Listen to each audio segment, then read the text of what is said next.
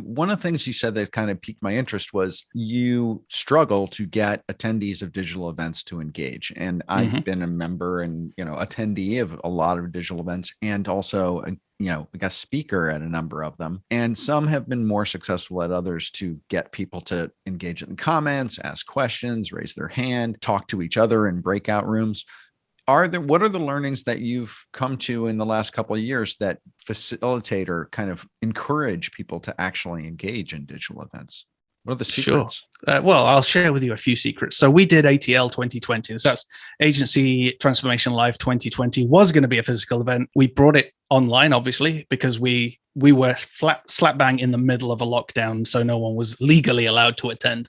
So we went online, and just the simple aspect of adding a little chat room on kind of a chat box on the right hand side through Chatroll. I don't know, I think it's chatroll.com, nice and cheap. Plop down on the side, and then in the live stream, the important part was to continue to engage the camera as the host, and to also make sure that my speakers and my kind of sub anchors, as it were constantly asking questions and getting the audience to answer those, and then also speaking those out live. It was an entirely live experience. It felt like we were doing a full-on live stream, say on Facebook or some sort of big social platform, again, like YouTube.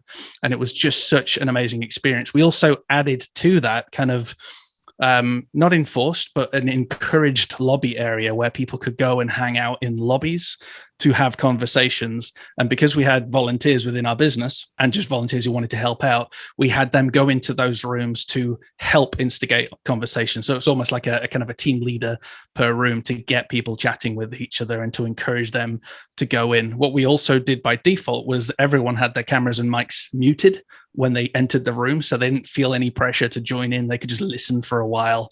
And we found a lot of people were listening in, using the little chat bit for a while, and then turning their camera off and and then joining in the conversation as well, because they could see this was a safe space. So that was our experience.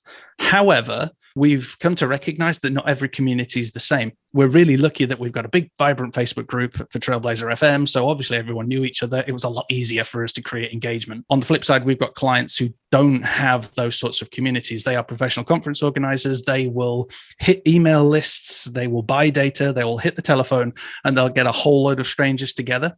And that does work in a physical environment because you kind of have to introduce yourself to each other.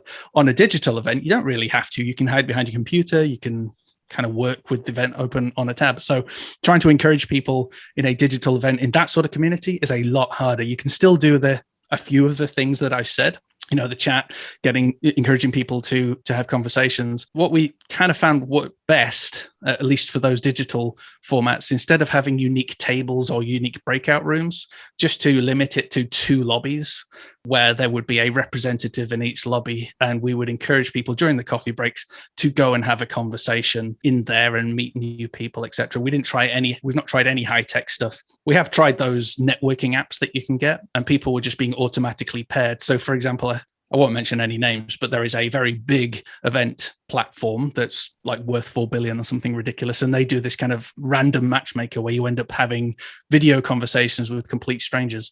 And we've heard a lot of negative feedback that that's not really been helpful to people. It just enforces you into a room with someone who might not even be relevant. Exactly. Just awkward. Right. So we just figured we're not going to go out and out on our client events to force people to engage, but we're just going to give them lots of these opportunities, and of course trained our clients for when they're doing their live streams to continue to encourage participation. Ask questions, answer questions, or go into lobbies at set point to offer their experiences. Equally, we did the same with sponsors as well for all of those events. So the sponsors that have their own booth, and of course you encourage things like, hey, number 1 sponsor, please show up. That would help, because a lot of sponsors don't show up on the events you and I attend. It's annoying. You go into their lobby, there's no sponsor there, so there's no one to talk to. But also then have a few offers, a few things that people can do. Maybe it's Q&A, maybe it's competition, etc., just to get people into your room. And quite a few of the WordPress communities do that really well. In some of the WordPress events that I go in, you'll have a sponsor in there, and they'll be playing a spin the wheel game, or they'll be doing a little mini micro talk or giving away some free content and that. So that's a few of the things we've learned. Unfortunately, I guess the short answer is it is different for each type of community, and also for the personality of the event organizer themselves. Not everyone is as chatty as I am, or as expressive, or can get people talking like maybe I could, or maybe you could, or I don't know, Gary V could, etc. So